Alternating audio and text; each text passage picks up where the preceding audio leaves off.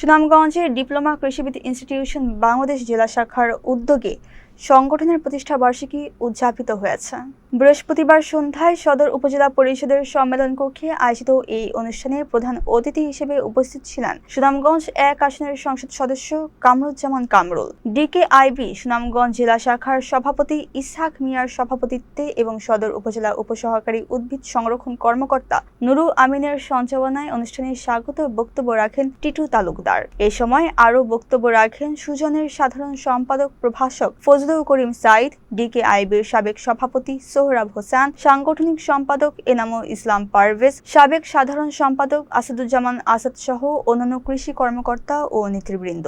বক্তারা কৃষি খাতের উন্নয়নে ডিপ্লোমা কৃষিবিদদের ভূমিকা ও অবদানের কথা স্মরণ করে কৃষকদের দোরগোড়ায় আরও উন্নত সেবা পৌঁছে দেওয়ার অঙ্গীকার ব্যক্ত করেন।